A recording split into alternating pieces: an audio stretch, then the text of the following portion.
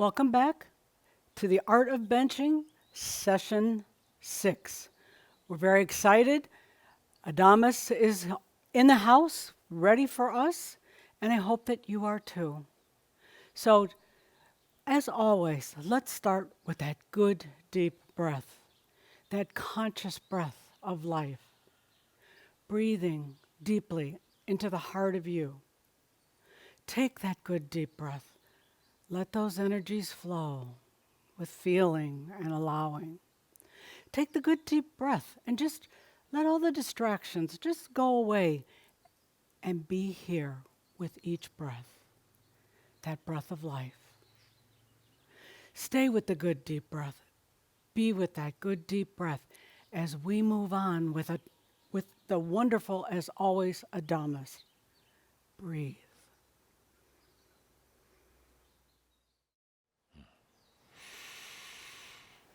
I am that I am. Proudly, Adamus of Sovereign Domain. I'm taking a moment here to really breathe in, feel your energies first of all. Feel all of you tuning in now or sometime in the future.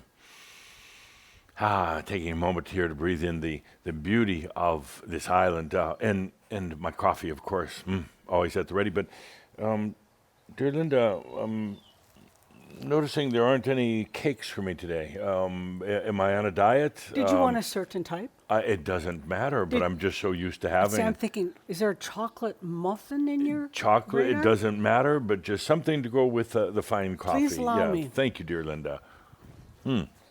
Well, they forget sometimes. They forget that an ascended master is coming in to visit and forget little things like his cake, but that's all right. Because heaven or hell, no matter where I go, all is well. So we have a lot to cover today, but let's all breathe in the energies of what we have to do today. Remember, there's things happening on many different levels. Many different levels. You are by level, or I guess you would say. I don't often bring in guests. I don't often introduce the ones that are kind of accompanying me there in the peanut gallery and the other realms. But today is kind of special. Today we have all of those who have ever called themselves Shambra, who have crossed over to the other side of the river, so to speak.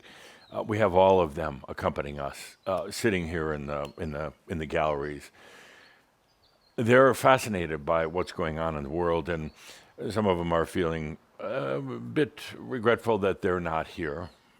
Sart in particular is kind of leading that pack, saying, I just suddenly wake up and I'm dead, which is kind of an interesting use of words, but they're all here. I've invited them all in on this day to enjoy your energies, to support you in what you're doing and staying on the planet. And you can also see they're holding up little signs, little placards that they made. Stay is a popular one. This side is nice, but there's more to do on Earth right now. Dead is dread, a few signs in the audience like that. So they're encouraging you to stay here at this monumental time on the planet. And they're also, they would, according to Sart, they would like to give you a grand round of applause right now. So feel into that, take it in, the applause, while I take a moment here during the applause to have a little bit of the cake brought by dear Linda. Human food. Thank you so much, Linda. Human food. Good. We have great food at the Ascended Masters Club, but it's all vegan. So, not really, but. I was going to say, you can't even have milk then. Well, but I was just joking about that. Yeah, it's we have a lot of angel food cake though. Oh, yum. What fits, with the Yeah, I mood get there. it. Yes, but do feel that applause from all the Shambra who've left, and also feel into how they're feeling. If wanting to continue to be here vicariously through you, to feel into what you're feeling, to going through what you're going through. And there's one there's one sign in particular that really drew my attention from this audience, and we have about 310 here in the audience. They were Shambra when they were on Earth. But the one sign that really caught my attention, it says, dive deep. Dive deep. And what that sign means is that it's time for you to really dive deeply into your realization, into staying here on the planet, into going through what you're going through. Tough at times. Yes, it is. Yes, it is. But dive deep into it. Sometimes there is a tendency to just want to get out of it, to say, you're gonna isolate yourself from the world, or sometimes where you're not really sure whether you want to stay or leave. That was a phenomena that we had, particularly 5-10 years ago. Do I really want to stay here on the planet right now? And what happens with that is you're not really quite sure. So you're really not here, and you're not there. You're kind of in between. You've kind of shut things off, and it's kind of a no man's land. And what this one sign from this one Shambra is saying is dive deep. Dive deep into the experience of what is going on the planet right now, into your own realization or about to be realization. Dive deep into benching. It has a profound impact on the planet. Dive deep into your life, not the lives of others so much, but your life. It is an amazing thing. And as I've said for a long, long time, you only go through this experience of coming into realization one time. That's it. You only experience it once, so do it with all the gusto.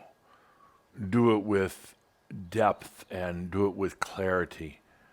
Dive deep into yourself, all that you're going through right now. This isn't the time to want to sit on the fence. There can't be any fence sitting. I'd be happy to throw you off that fence in case you do. Dive deep into every experience that you're having right now. And Cauldre is double checking me here, but yes, dive deep into the headlines that are affecting the planet. It doesn't mean becoming a news junkie. It means don't try to avoid it. Don't try to push it away. It's ugly at times, but dive deep into it because there's so much more going on than what is on the surface.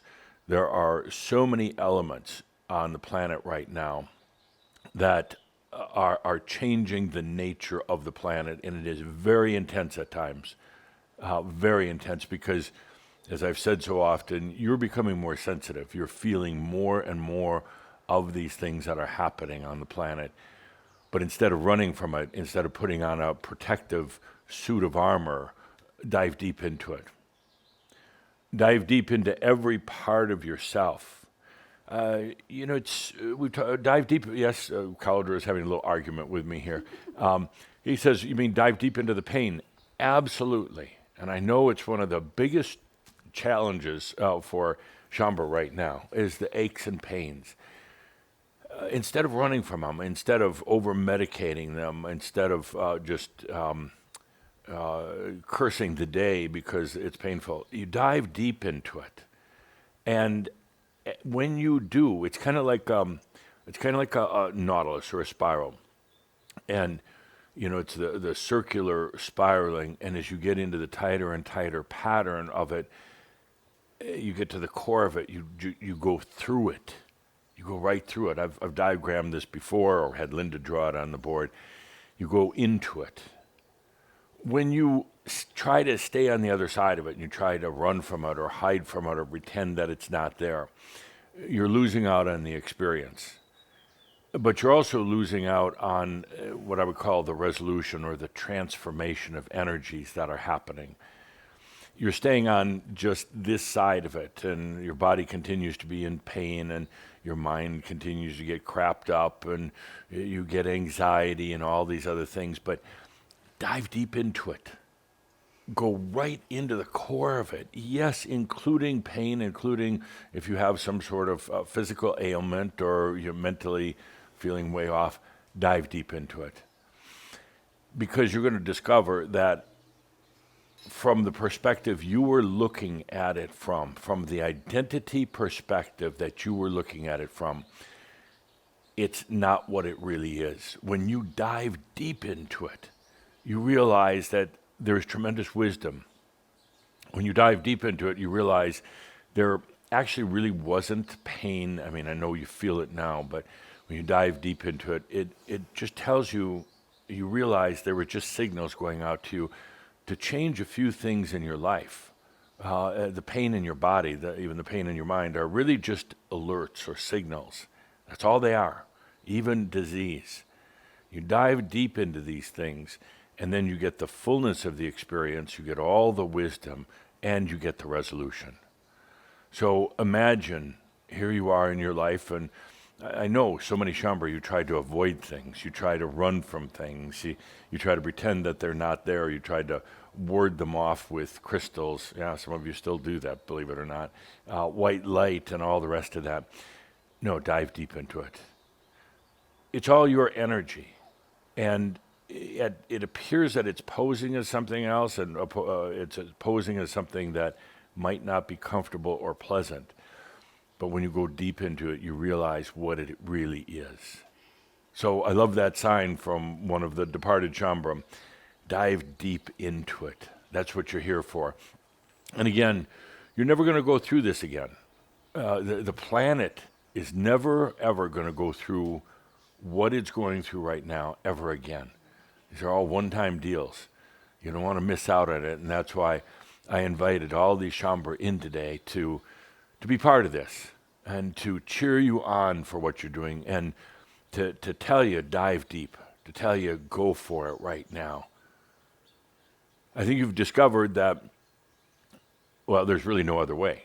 If you try to run from it, you try to avoid these things, you try to pretend that they're not yours, it just persists.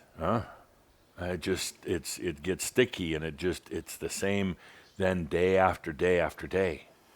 When you try to pretend that it's not there, when you dive deep, oh yeah, it's going to be a little chaotic and not very pleasant initially, but when you dive deep into it, then you get the fullness and the richness of the experience, along with all the answers, and then you realize that the energy has always been serving you. Let's take a good deep breath with that, diving deep. And I know some of you are cussing me, or a few of you even giving me that finger gesture, but let's take a deep breath and dive deep into life. Life. Oh, life is interesting and has its good days and its bad days, but then you rise above that. You rise above good days and bad days. And suddenly it's just life in its richest, fullest form. There's no good or bad. There's no light or dark. There's no nice you and bad you and the rest of that. That all disappears. It goes away. And then you realize you're truly a master, staying here on the planet right now, doing what you came here to do, being in your passion. And while you may think, well, sitting on a park bench and just shining my light isn't very passionate, it absolutely is. When you begin to see the effect that it has on everything. Perhaps the most significant thing, and I never used to talk about it up front, the most significant thing in shining your light is you shine it upon yourself. You shine it upon you. I didn't want to start with that. I didn't want to lead with that when we talked about benching and light shining and radiating and everything else, because I didn't want that to be the motivation. And also, there's something interesting in the makeup of so many Shambhara. It's easier if you think you're kind of doing it for somebody else or something else than for yourself. So we started by saying, shine your light to this planet, radiate it without agenda. But what you're probably discovering is that you shine it unto yourself first. And that dynamic, again, changes everything. You know, when somebody has a near-death experience, you know what a near-death experience is. Have you had any? Yeah. Yeah?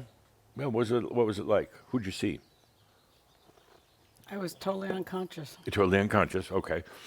Some people have a near-death experience where, they're in a traumatic accident or something like that, and oftentimes the first thing they see is a big light, big light, and then they see if they're from a Christian background, not that it has to be practicing Christianity, but a Christian background.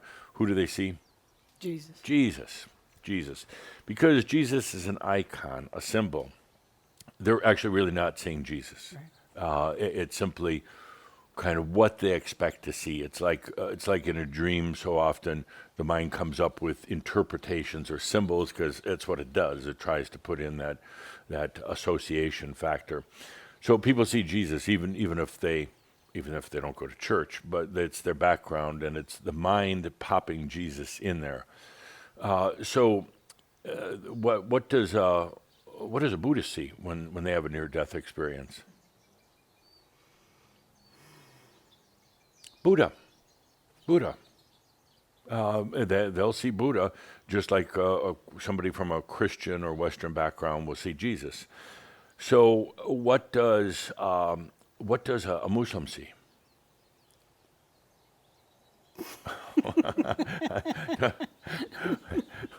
Everybody's waiting until all of my friends that I brought today are just waiting in anticipation. What is Linda going to say? Muhammad. No, because you're not supposed to have an image of Muhammad. Well, of course I would screw that up. But some of them do. Some of them see Muhammad. The others are like, I can't see. I'm supposed to have a vision. Oh, shut up. A few of you complaining about that. You got to be able to joke in life, you know. I think Kuthumi said it at our recent gathering. Two things to remember always. You forget everything else. Keep things simple and have humor. You got to be able to laugh. And, Earth is the best place of all to laugh. I believe it. Yeah, no, it really is because laughter and humor is based on conflict. And the question becomes, can you laugh at the conflict or is it going to tear you apart? So you might as well make jokes, whether it's about other people, other things. Some of the best jokes are have to do with where people are from, ethnic groups, Sure. and never should they get nasty, but you should be able to laugh about yourself. I mean, that's the greatest thing, and I can laugh about all of you, so you should be able to laugh at yourself On a good day. on a good day. Good. So, what does an atheist see when they have a near-death experience?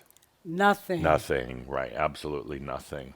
Yeah, no, they really don't. They might see a great big white light, but Jesus doesn't walk out because then it doesn't believe in him, and God certainly isn't there. And so, the reason why I mention near-death experiences right now is because when you have a near-death experience and you go into that light, everything seems to be in oneness. Everything seems to be together. You go into that light. That's you. Even if you're seeing Jesus or Buddha or the not supposed to be seeing the face of Muhammad, that's you that you're seeing. Your mind is interpreting it like it would interpret a dream, but it's your own light that you're seeing. It's the very same thing when we're radiating to the world, and goodness knows the world certainly could use it right now. But you're radiating your light, and the very first thing that comes to it is you. You're shining it upon yourself. You're saying you're finally ready to get over duality, and you finally have the wisdom that you didn't have before. You finally have knowingness, and you're basically reflecting that to yourself. You're shining that to yourself. You're saying that you've come a long way. You're no longer a seeker. You're no longer wandering endlessly looking for answers because they're all right here. You're shining your light unto yourself. And in doing so, it changes the energy dynamics of everything. You're shining your light unto you and then receiving that light back from yourself. And then you stop worrying about the little things. You stop worrying about, let's say, abundance. Oh, that was such a big thing with Schomburg, and still is a thing, but not nearly as big. The abundance issue. It's all right there, and you start to realize it's in your light. And you don't do the benching. You don't shine the light to try to get abundance because that's an agenda. That's an agenda.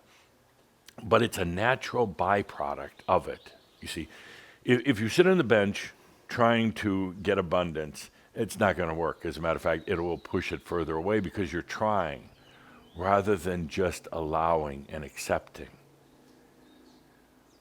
When you are openly shining your light, it's your wisdom, it's your consciousness, it is your beingness, it's your identity. When you're openly shining that, it's felt by every cell in your body as well.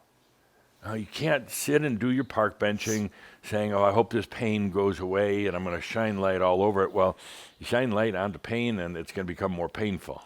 You see, it's very, very literal. But you're shining light, your light, and it casts itself upon you first. And the natural byproduct of that is it then brings in your light body. It then moves the energy out of the pain and disease pattern that it might have been into, and now brings in the light body, which then communes with your physical body, and the pain just goes away. But again, your agenda, you should not have an agenda of benching just to resolve your pain. Or, now I've seen it, I've seen it. I'm going to document some of these things, create a bloopers reel, Shambhala bloopers reel. I've seen people recently, and you know who you are. I won't point to you. You know who you are. You're benching so you have a partner. You're benching so you have a new relationship in your life. And no, I'm serious, Linda. I am really serious. And no, it wasn't you. But there's still kind of a misunderstanding about benching. It's like you're trying to do something proactively. It's not what benching is about. And I've seen people bench for, hoping they'll get a certain job that they're applying for. You don't do it like that. You are simply radiating your light. Thank you, Belle. Belle had to weigh in on all this. She's agreeing, by the way. Absolutely. Yeah. So you simply radiate your light, and that's it. And the first thing that it goes to is yourself. Parts of yourself you don't even know yet. You're radiating it, saying, all is well. What was the line, walking through heaven or hell? All is well. And that's what you're saying. And then miraculously, but not really, your energies change to serve you. It's really quite simple. When you bench, it's all without agenda. It's all without trying to force an outcome. It's not about annihilating the dark or evil or healing yourself. It's none of the above. This is where the true wisdom comes in, and you have the wisdom now. The true wisdom comes in when you just radiate your light. It's that simple. You're not trying to get a partner. You're not trying to get over a disease or an illness. And it's difficult at first because you're sitting there and suddenly you say, okay, I'm shining my light upon this problem in my life, or upon trying to change the outcome of a global situation. You don't. It's so simple, but yet again, the human identity jumps in and wants to begin playing with it, messing it up. It's not a power tool. Shining your light is not a power tool. Just feel into it for a moment. It is just shining your light, your essence, your consciousness, your wisdom. That's it. No agenda whatsoever. And when you do, it goes to you first, and then it goes out to the world. The results are profound, but you don't do it for the results, and that's the paradox in the situation, because so many will try to do it for results. Even benching, shining to the world right now, trying to get results. And we'll talk about it in a moment. But with the global situation, we've seen far too many Chambres still sitting down to bench with agenda. With saying the agenda could be as simple as I hope the war ends right away, or I hope this side wins. I actually seen a few people actually benching for the outcome of a soccer or a football game. No, it's truly it's taken out of context. It's Seriously? serious. Oh, I'm going to create a whole list of funnies that put that on the list of the 10,000 things we have to do coming up. But the bloopers reel, the funny Venture things. bloops. Pardon? Venture bloops? Venture, yeah, Bloopers. well, it's not just benching. It's Chambre in general. We'll come up with an. I'll have Kathumi join me on that one. Yeah, bloopers, but funny things Chambre do when they think nobody's watching. Oh, no. But yes, shining light to out to a football game. No, you don't do that. Now, on the other hand, it's perfectly fine as a human, to say you're going to root for a certain team, and to get into the duality momentarily, and the yelling and the screaming and throwing your television across the room or things like that. So are you saying that Caldra's never shined his light on the Packers? I'm not speaking for Calder right now. He's speaking for me. Thank you for asking. Oh, you really want to go there? You really want me to expose him in front of tens of thousands No, I of love him too much Chambre for that, around the world? sorry. Because then he's going to want to expose some of your... Oh, please, no, we let's won't stop, do let's that. stop. So where was I? Shining your light. No, I literally, in creating this Chambre bloopers, I've seen Chambre radiate their light onto the golf course. So when they get there, they play a better game. That's not what it's about. It's kind of funny, isn't it? Yeah, it's very entertaining. Well, we could either laugh about it or we could cry about it. Let's laugh. Let's laugh about it. Okay. So with that, Gene is going to strangle me. But so we're going to ask you to submit your bloopers to chambrebloopers@crimsoncircle.com. Wait a day or two because that email address has not been created yet. But chambrebloopers@crimsoncircle.com. This will outsell any of the other books that I've done up to now. Okay, including my probably. favorite, Act of Consciousness. Yeah. So things you've done along the way that you knew were a little off target. Okay, now, you know what's happening right now?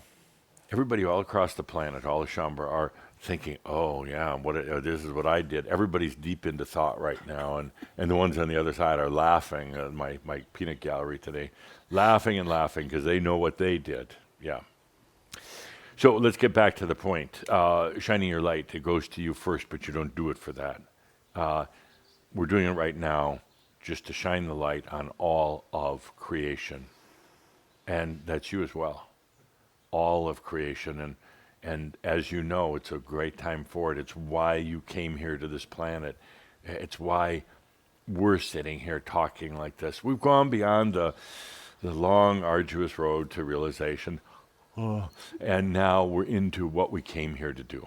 So let's take a good deep breath with that. You've arrived. We're here. And if you think you haven't arrived, you missed the train, stop that. Shut up, whatever. Just be here. Just get over it. Stop lamenting. Stop worrying. Did I do it right? Am I here? You're here, okay? Let's take a moment just that you are here. Take a good deep breath. There's nothing to work on anymore. If I'm not mistaken, I think in our last session I said no more processing, counseling, healing, whatever methods. You're here. You are here. They are there. They left early, and there are some regrets, but you are here. Let's take a deep breath with that. It doesn't matter if you skipped a few steps along the way, because you really didn't. It doesn't matter if you still think you have some more you're supposed to learn, because you don't. You don't. You are here. At this tremendous time on the planet, you are here as a human and a master. And then we can just move on with it. You are here. Take a deep breath, feel into it, and if it's appropriate, say it to yourself. I am here. And you're here with tens of thousands of other Shambhala to enjoy the rest of your life and to radiate your consciousness. Now, as you do this, we got to bring everybody kind of up to speed. There's some stragglers, in this whole coming to realization thing. They just didn't think they were ready, or they got real mental about it, thinking about it too much. Some real stragglers, and I just want to bring everybody into the same kind of consciousness level right now. So all you have to do is say, I am here. That's it. And then you are. And then don't think about it. Don't think, well, can I really say that? Or should I have done that? Or maybe I should do it different? Or maybe he's not talking to me. Stop that. I am here. That's it. I am here. Whew. Then the energies change, and your energies change, and then you move on, and we'll do what we really came here to do. And let's have fun doing it, and let's do it with humor, and let's do it with abundance. These are all your rights. Okay. Next, actually, a cup of coffee. I noticed you didn't get anything. Linda, did you want coffee or? If I need anything, I'll just sneak a sip out. off Okay. of yours. Yeah. Let's continue. One of the main Wait, things. did you need some more chocolate? No, I'm fine for now. Okay. Just needed that taste. One of the main things right now that is going to be happening with you, with other Shambhala. Some of you have felt it already, and you're maybe a bit unnerved by it, but it's happening, and it continued to happen for a little bit. You're basically developing a new identity, a whole new identity, and I question whether either to call it an identity, but there's not another really appropriate word that fits. You've had the identity for a long time now, as a human, of course, and your identity could be masculine, feminine. You could identify with being younger or older, pretty typical things. You would identify with being wealthy or somewhere in the middle or broke. So you've identified with all these different things. It's a human identity, and you dress your identity in a certain way because you've gotten used to that, and you have a certain look about you, your clothes. If you go through your wardrobe, everything is kind of the same. Now, it really is. It's not like you have a business suit on one side and a clown suit on the other. It's kind of all pretty much the same because you dress your identity. Your identity is contained in your voice.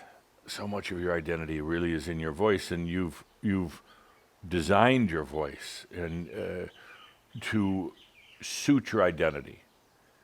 And it's not that it's a good voice or a bad voice, but your voice has been tailored, fashioned for your identity. It's actually an important part. Most people never consider their voice and how it's part of their identity. And of course, you could say from a more scientific standpoint, every voice pattern is unique. It's like snowflakes. Although one time I did find 2 snowflakes that were exactly the same, so blows that theory out. But every voice is unique and different, and it's part of your identity. Listen to yourself sometime. Not whether you're talking loud or soft, but there are patterns in your voice, and it's all woven into your identity. Your identity has to do with the foods you eat. You fashion your foods for your identity. You associate with people based on your identity. You do certain things, watch certain programs, read certain books, all fashioning your identity. Sometimes not even because you necessarily like those things, but you think you have to do it to support that identity.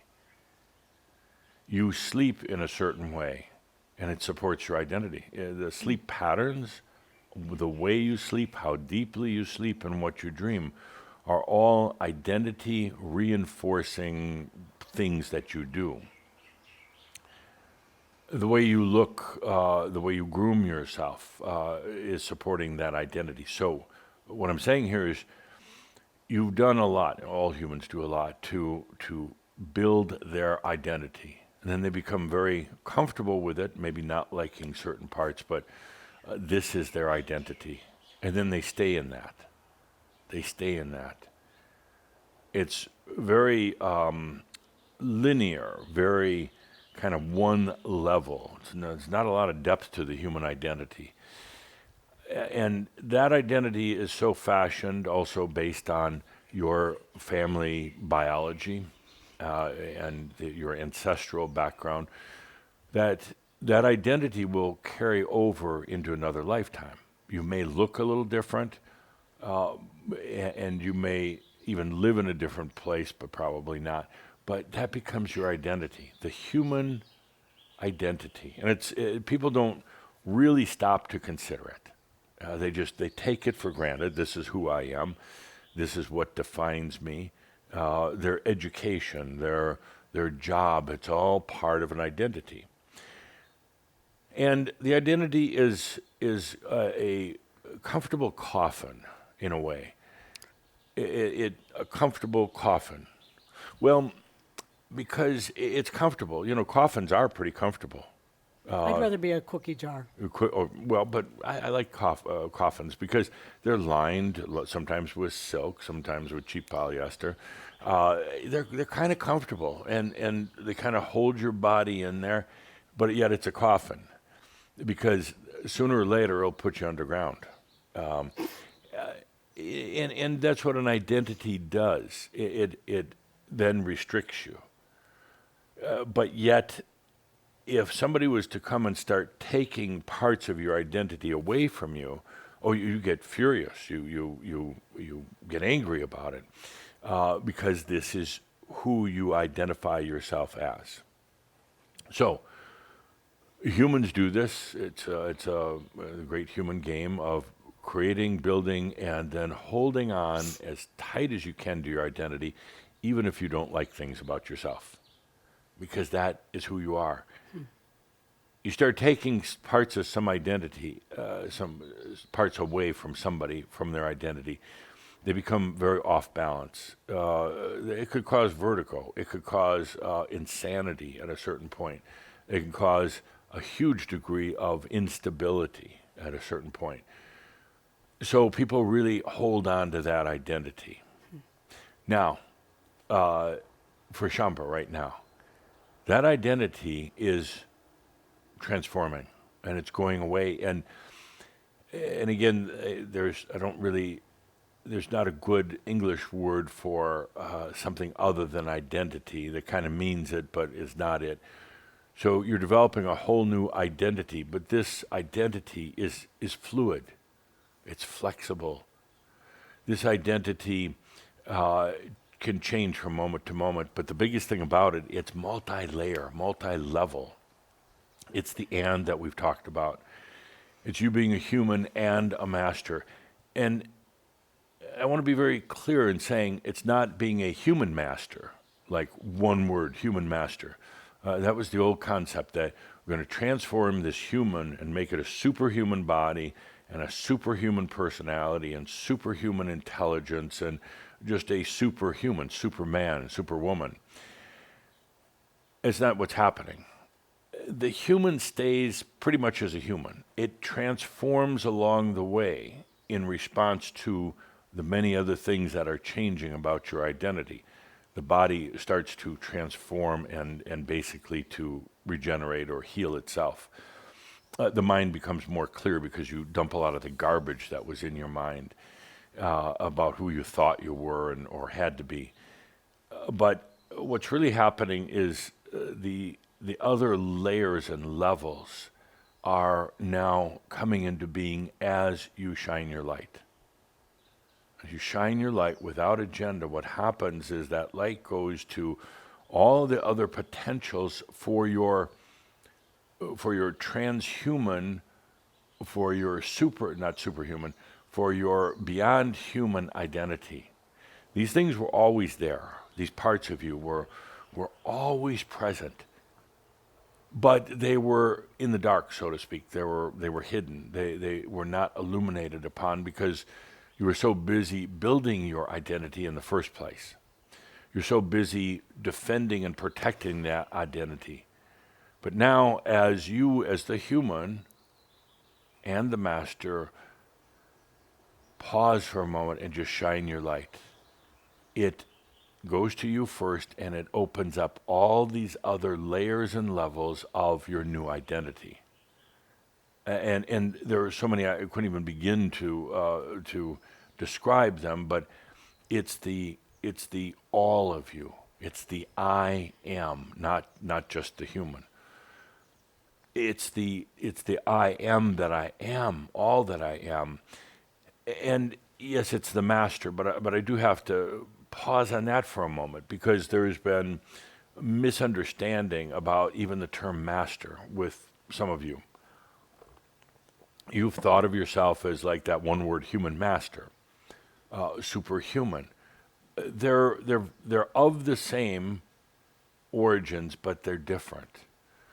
We're not trying to make the human a master. No, we're not. No, we're not. And some of you are fighting me on this. No, we're not. You can't, for one thing. Physics, logic, and everything else says that you can't. We're allowing the human to be human, and the design of the human, the purpose of the human, is to be in experience. And that's why I open by saying dive deep. Your job as the human is to be in that experience. And it's not the human that is desiring enlightenment or realization, not at all.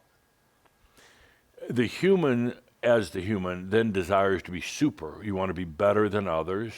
You want to be immortal in a lot of ways. But allow the human to be the human. And then as the human shines the light. In other words, shining light means you've come to the point as the human where you realize that there's so much more. You come to the point realizing that you now have wisdom. That you do have. You come to the point of realizing that the journey, the quest for the Holy Grail is over now. You are here. You are in realization.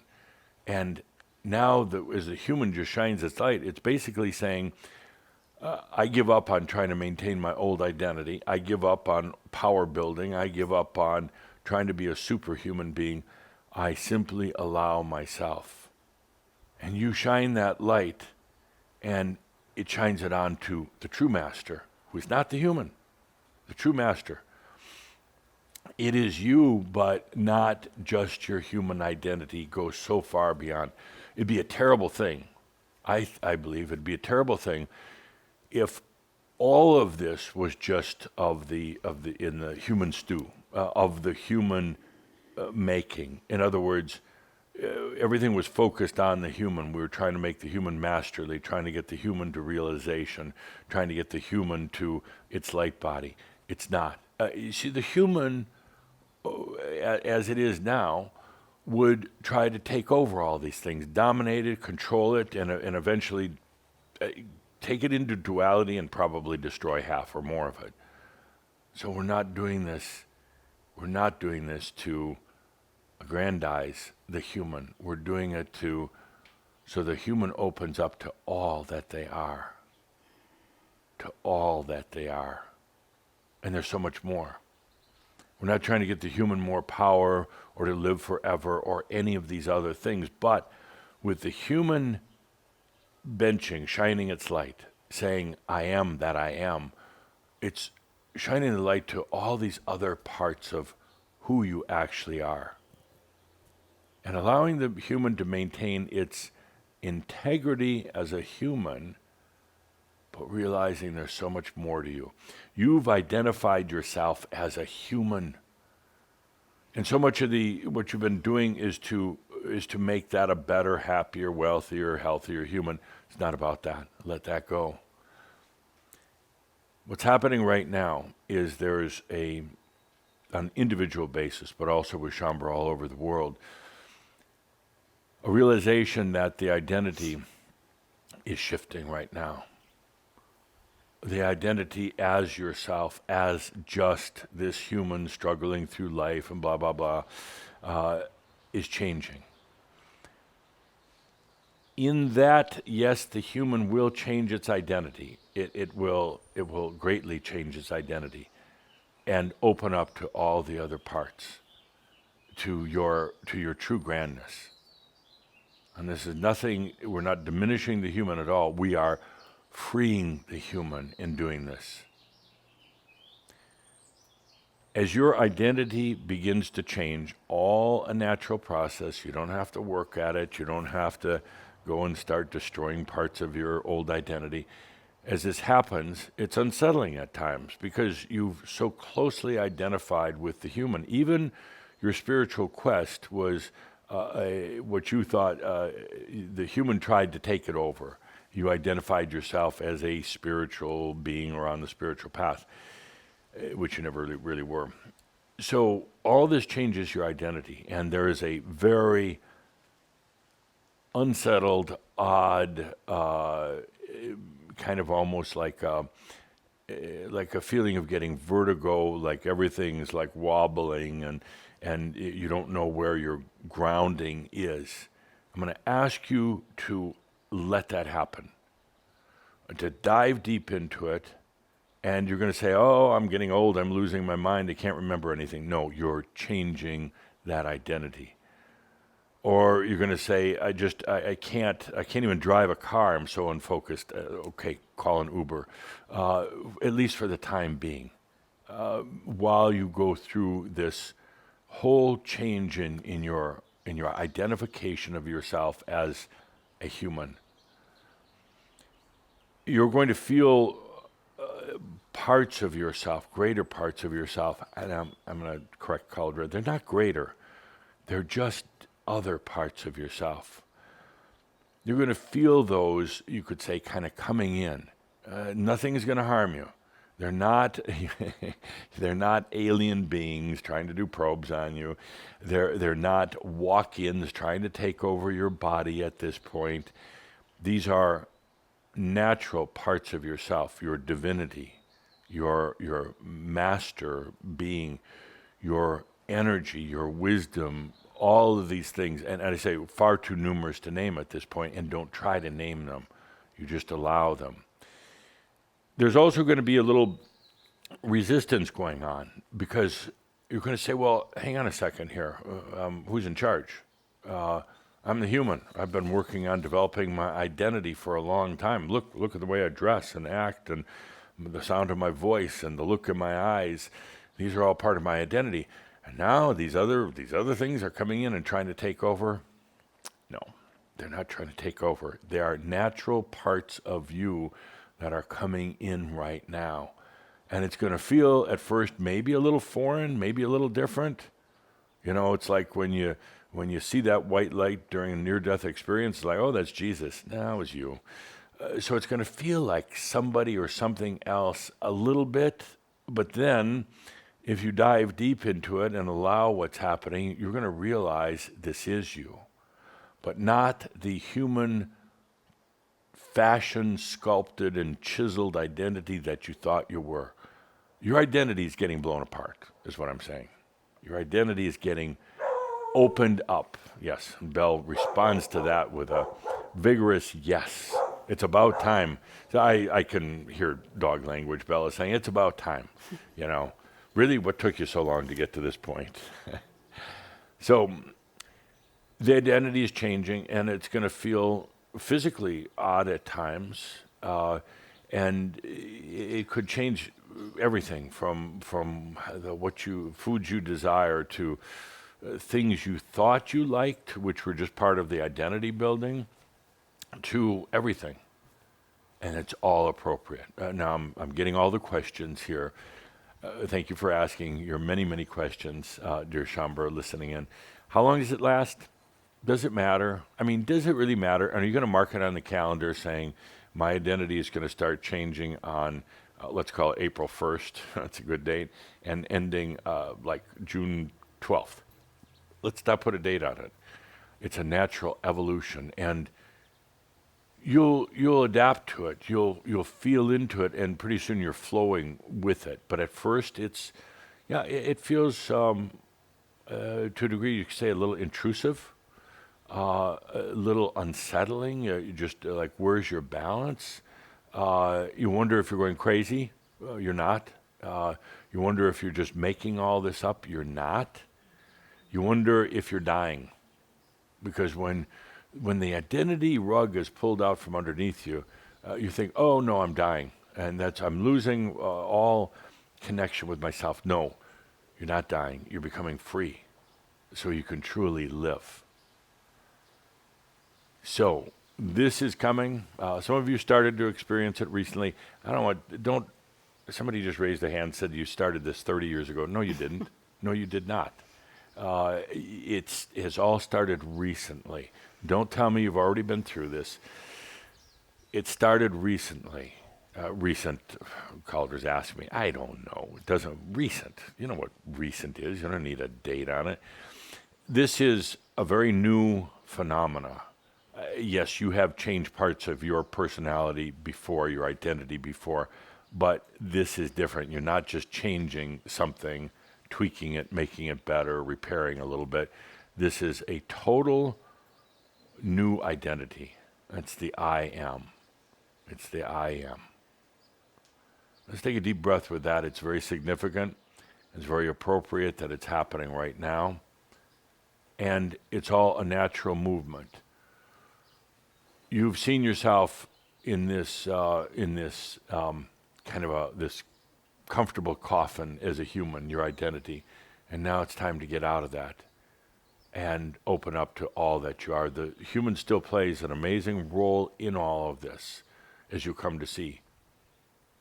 One of the things that will most likely happen in this transformation of identity, or the expansion of identity, better put, you're going to find yourself suddenly looking at yourself, at your human self one day, from the master's eyes or the soul's eyes. And soul doesn't really have eyes, but you know what I mean. Their perspective. You're used to looking from your human perspective and trying to imagine, well, the master and the soul and all these other things. But suddenly it reverses. And suddenly you're watching the human through the master's perspective. It's kind of like some of you have done like astral projection or even near-death experience where you're hovering above your body, watching yourself. It's going to be like this, but you're not doing projection and you're not dying. You're suddenly seeing yourself from a different perspective. And then it's amazing. It's beautiful. And so much of it brought on now by shining your light, and that light goes to you first. It's illuminating parts of you that were always there, but you were never aware of. So let's take a deep breath on that. We're not just changing the human identity, we're going beyond that identity. And in doing so, let's see what else changes about you. Good. Next, with the sirens in the background, it's time to talk about global affairs. Very appropriate, yes. So you live in interesting times. More siren, background side effects. They must have heard you channeling. Yeah. So there's a lot going on the planet right now. You're here for benching, to send out that light to the world without agenda. Tough to do, particularly when you say, oh, all those poor people that are losing their homes, that are losing their lives, that are having to flee their country and everything else. This is kind of, I don't want to say it's a test, but it's a test of your compassion. Can you shine that light? Because the moment you get even just a little bit of agenda in there, and the moment the agenda could be as simple as saying, this should be over in a week. I'm going to shine my light for it to be over in a week, or I hope a certain side wins, or whatever. Suddenly you're pulled into all the junk, all the duality, everything else going on. You're no longer shining your light. You're adding to the chaos. Now, I want to clarify, because I know most of you also have your personal opinions, and that's fine. I'm talking about when you're consciously benching, You're consciously, whether it's a chair, whether you're out literally on a park bench or taking a walk, but when you're conscious that you are shining your light, that's the time for no agenda. And pretty soon the agenda, if you have one as a person, as an identity, even that agenda starts going away because you realize that it's so surface. It's not really a true wisdom and understanding. But if right now you say, as the human, with your opinion that you hope for certain outcomes, that's okay. I'm not encouraging it, but it's okay. But when you bench, when you're sitting there in your benching mode, in your master mode, shining your light, no agendas. Now, I've talked about it to a degree in Kihak and also the recent Kasama reunion, but I'll bring it up here. There are four major underlying energy dynamics happening on the planet right now. Everything can be attributed to these four things that you're going to be seeing here on the screen. Number one, sovereignty. There's an underlying desire by enough humans on the planet for their freedom and sovereignty that is moving the currents of energy, of change right now that are pretty dynamic. Years and years ago, I made a statement, asked a question to the audience, do humans want freedom? I said for the most part not. For the most part, they still don't, but there's enough that do, that want true sovereignty, that it has caused a huge change in the energy currents on the planet. And enough people now desiring and seeking sovereignty or freedom at certain levels. That's a big one. Next one is truth. Humans are desperate for truth right now. They don't believe hardly anything, if anything. They certainly don't believe politicians or religious leaders. They don't believe commercials. Actually, there's probably more truth and belief in a television commercial than there is in the Pope, but that's another story. The humans are searching for truth, and truth, whether it's meaning of life, truth, whether it's their relationship and their family, truth, whether it's history. History is not true. People have assumed for a long time that it was because it's in a book, but they're learning now it's not really true. It was one perspective, usually written by the victor.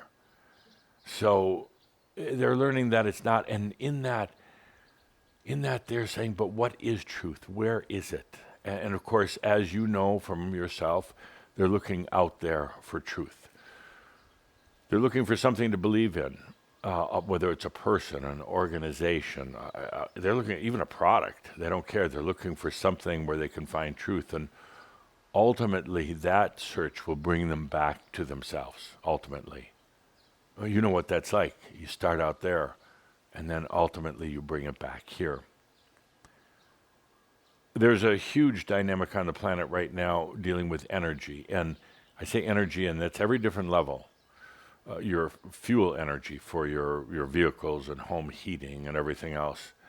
But also, what is energy? And personal energy. And I'm always amused at all the energy drinks that are out there right now.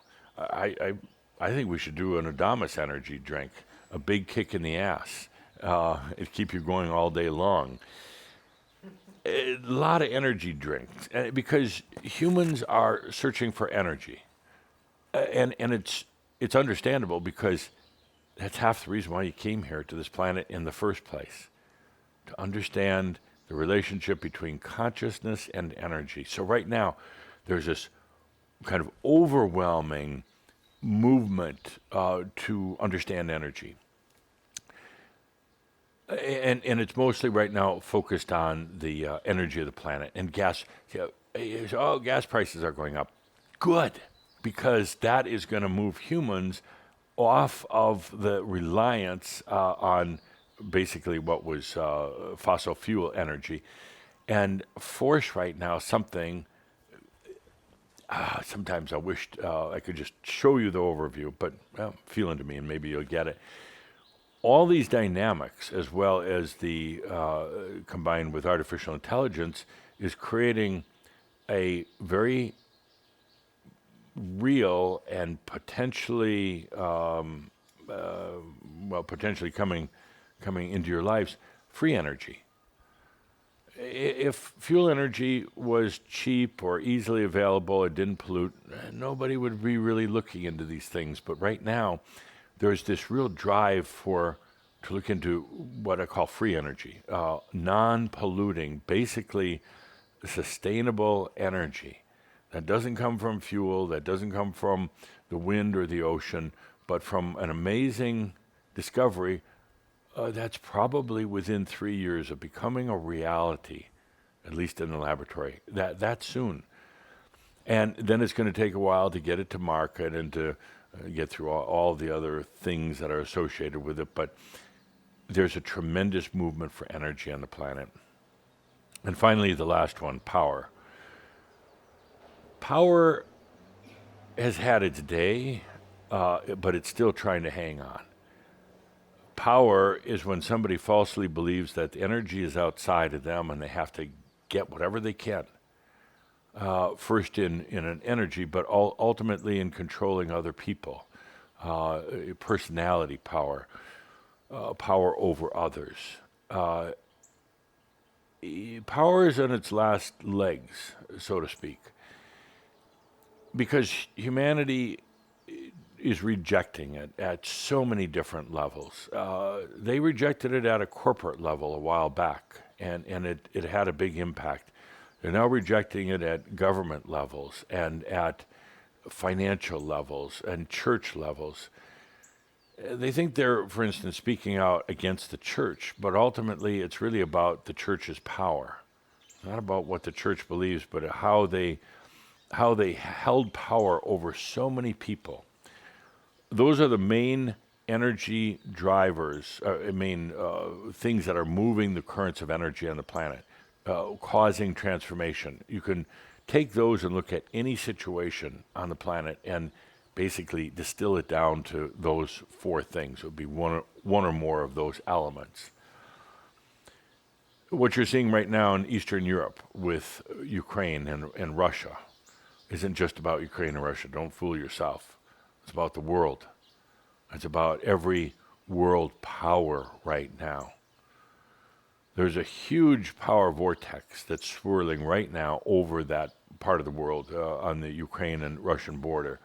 But it's not going to be, it will not be satisfied with just that area. It will grow and grow and grow. Meaning that it's not just about a little conflict between two countries. And yes, perhaps President Putin will try to expand his power going beyond Ukraine. These are all things we'll talk about in just a moment, but have yet to be determined. It's a huge power vortex because power is hanging on right now. It's looking to get more power. And power, if it was a person or identity, it knows that it's harder to get power than it ever used to be. Before, back when, relatively easy to get more power. You get an army, you got power. Start a business, you could have power. Start a religion, you could have a lot of power. But right now, power, you cannot get power like it used to. It has to work really hard at it, and that's pissing power off. And pissed off power is not pretty. So it's angry. And it's going to try to get more, and it's trying to suck in anything and everything it can. And then you put into it the situation that I mentioned in Kihak. President Putin, it doesn't matter, I'm not saying good or bad, I don't care if you're a Russian or Brazilian, it doesn't matter, but he has a past lifetime as Saint Vladimir, going back to hundreds or thousands, back a lot of years to about 880 or so. And he's reincarnated in this lifetime, becomes the president of Russia, but as Saint Vladimir always felt that Kiev was the power center for all of Europe and potentially the world, that it should be the new Rome.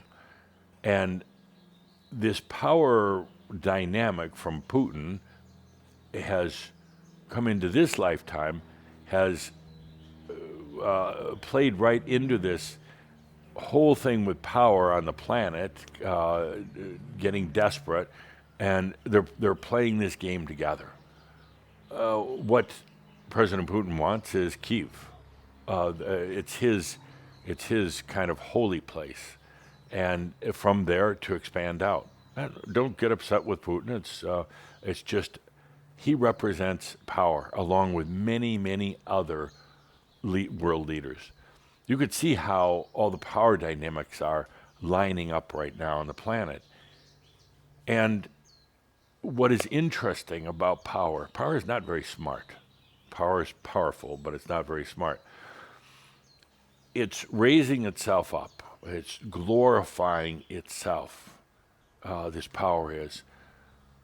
But it doesn't realize, it doesn't have the intelligence, the wisdom to understand that just a little bit of light will wash it away, will dissolve it away.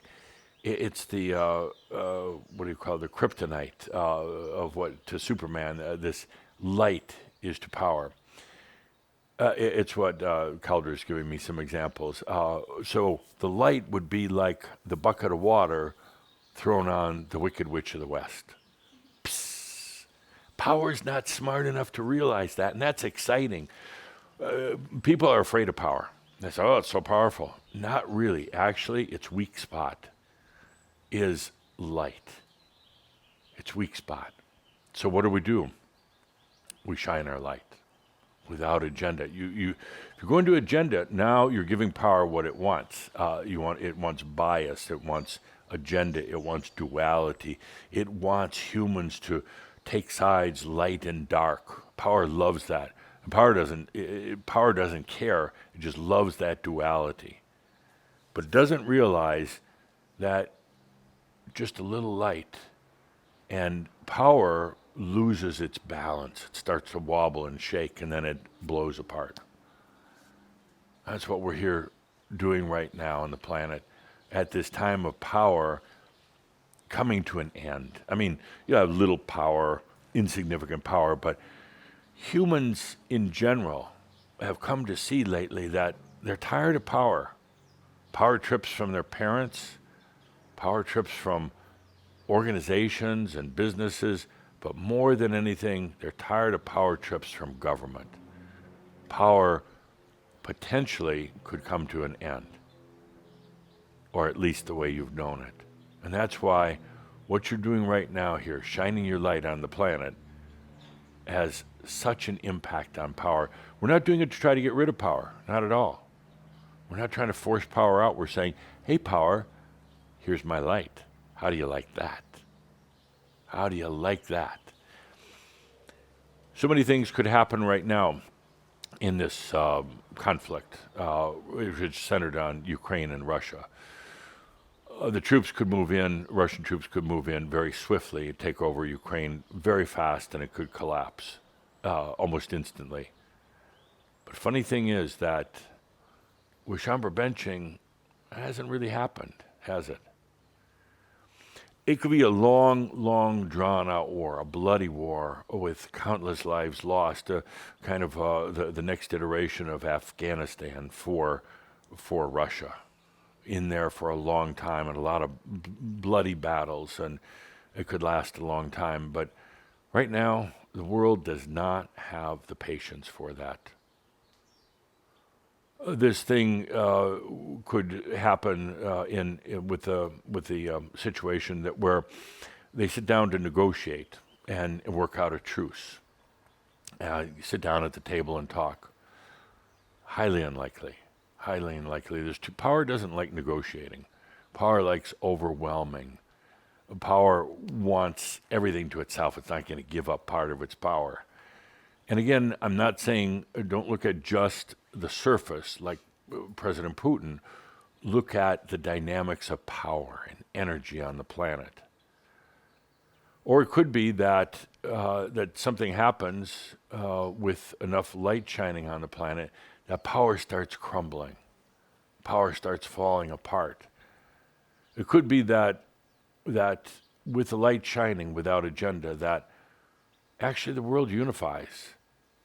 The world unifies, and these past years have been so divisive all over the planet.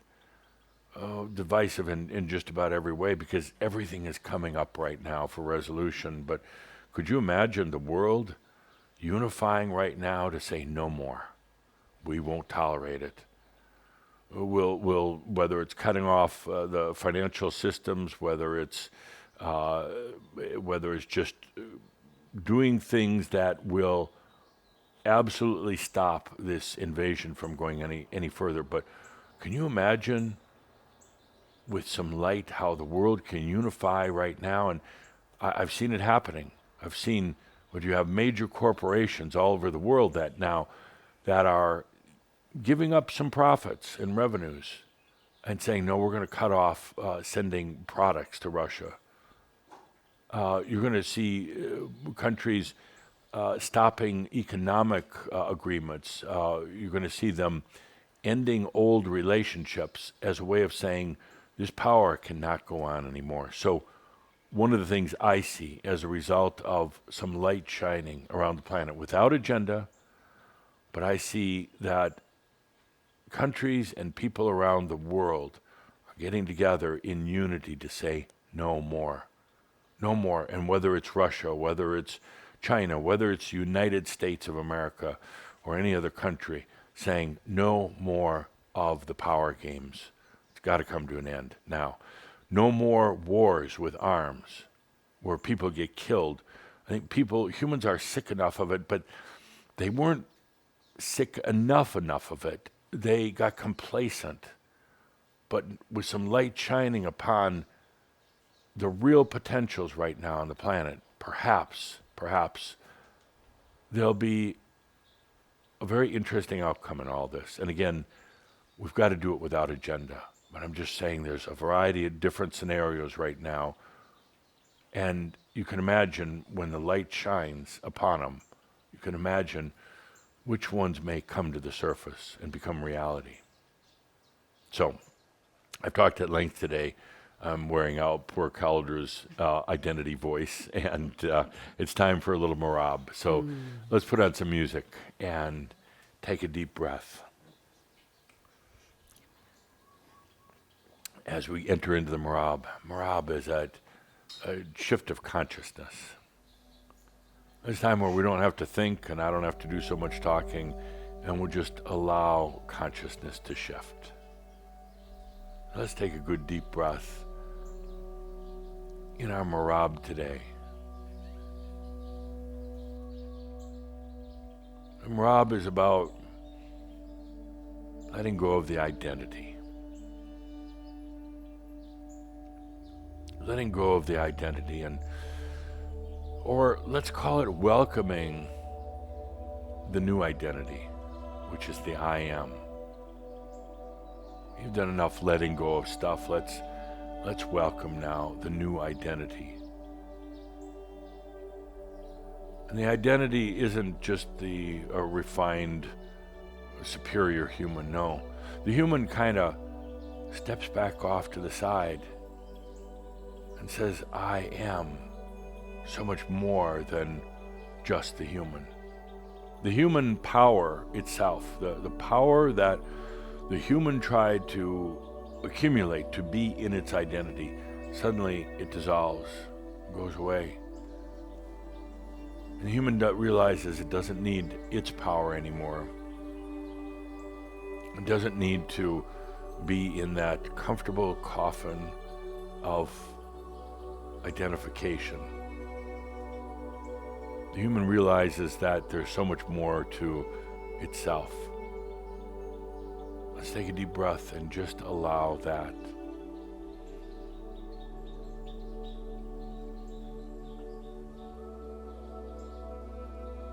It's very typical of somebody being on the spiritual path to make it all about their humanness.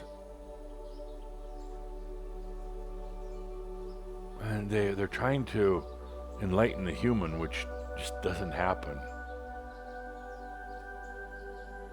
It's about the human coming to the place where they can allow that there is much more to them than just the human.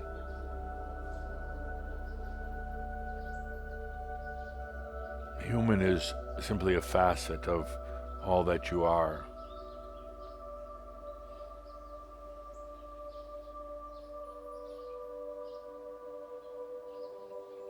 As a human shines their light, it illuminates all these other facets to who they are.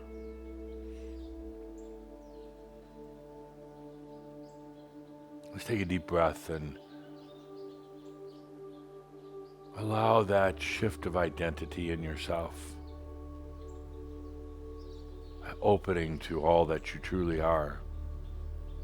Again, not trying to aggrandize the human, but to open up to all of you. Your energy, your soul, your wisdom, your potentials, your multi-dimensional self. I barely even mentioned that before. There's multi-dimensional parts of you that are experiencing in other realms as well.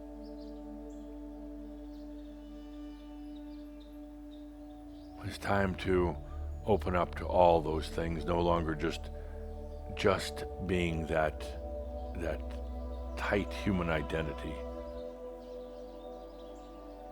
That human identity is striving for a little bit more intelligence, a little bit more youth, a little bit more money. No, let's let that go.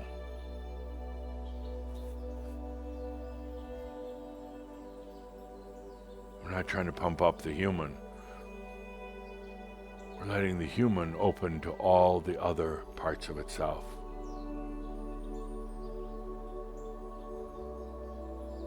And as always, it's natural. It's a natural thing. But it occurs a lot more gracefully when you just take a deep breath and allow.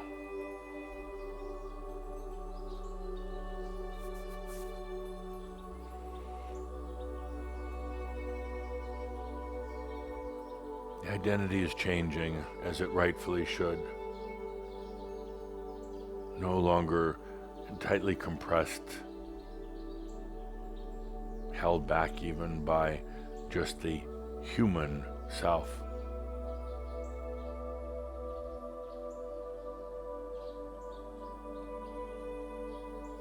The human now joining with the divine, with the master.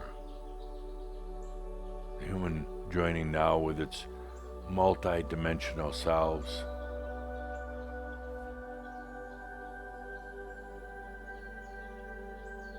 The human realizing that it is a facet of something far, far more expansive.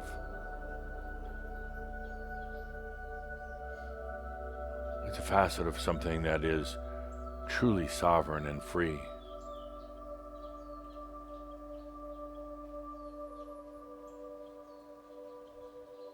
It's not necessarily about the human having freedom, but it's about the human recognizing the freedom and the sovereignty that exists in the I am, in the whole of itself, or the wholeness of itself.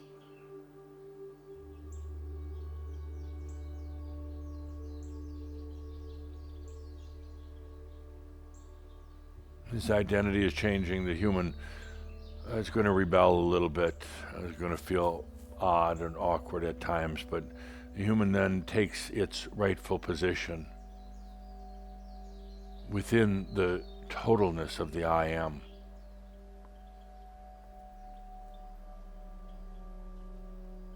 The human realizes that it doesn't need power anymore.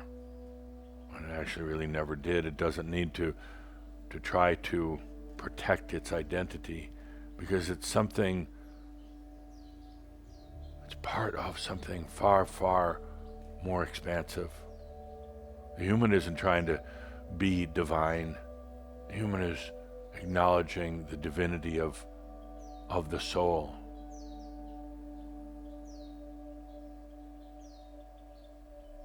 The human isn't trying to be wisdom, but the human is simply acknowledging the wisdom that's inherent in all of itself.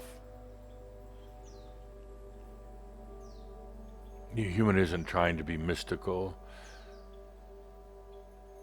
but it's realizing the very mystical parts of itself, its soul, its I am. The human doesn't have to do these things. The human can take a deep breath and truly allow the identity that is so painstakingly, so meticulously, and sometimes so harshly put together for himself, and let that identity go.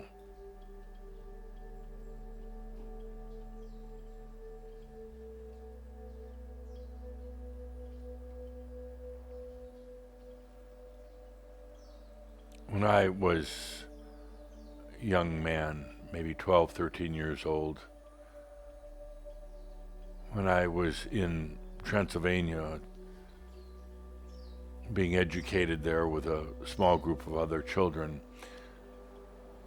at that age of about 12, one of the most difficult but beautiful experiences and things I had to learn was to let go of my identity. Of all that I had built over, 12 years of life, but really all over many lifetimes. It was difficult because you feel like you're betraying yourself or you're losing yourself. The very things that you'd worked on so carefully crafting about yourself, you were being asked to let go. Not to deny, but simply to let go. But once I'd done that, and I realized that the human identity, as the human would try to shape it, is not truth. It is not truth, and it is not sovereignty. The human identity is, at best, an act of consciousness, and at worst, an abomination. An abomination of truth and of the wholeness of the being of oneself. Once I freed myself from my identity, then I was free to know myself, all parts of myself. I was free then to have acts of consciousness without creating a very overly defined identity. I was able to really shift and change my identity anytime. I was truly free of the bondage of an identity.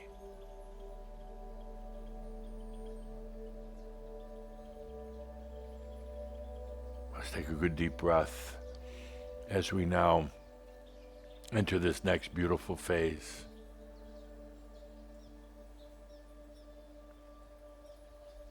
The transformation, the expansion of the identity, the coming of the awareness that all that you really are. And in doing so, continue to shine your light without agenda on the planet. Continue to shine your light. Whether you do it once a day, whether you just do it once in a while, whatever pleases you, but shine your light. Be conscious and aware of it without agenda, for the world needs it right now, and they want it. Shine your light, and then later on, look to see how it's affected the planet, how it affects this conflict of power that's taking place right now. Look how just a little bit of light, it has a way of transforming power. With that, my dear friends, special thanks to all of the Shambra on the other side who gathered together for this day. They say they miss the shouts, they miss this time together, but they still tune in. They tune in on the other realms. And more than anything, they miss you. Let's take a deep breath together as we bring this shout to an end. I am all that I am. I am Adamus. And don't forget, no matter what's happening, no matter what's going on, all is well in all of creation. Thank you. And so it is. So with that, please stay with that good, deep, conscious breath. So much to feel into, so much here. Feeling into that ability and transformation of self, the identity. Feel into all those potentials. Take the good, deep breath and stay with the sense of value for benching, for shining your light. Feel it. Just knowing that Adamus has made it so clear that we can make a difference. Simply shining our light. Be with that good deep breath. Take care of you. Take care of you. Thank you for being a part of the Benching Series Session 6. Thank you always. Take care of you as we say goodbye. Thank you.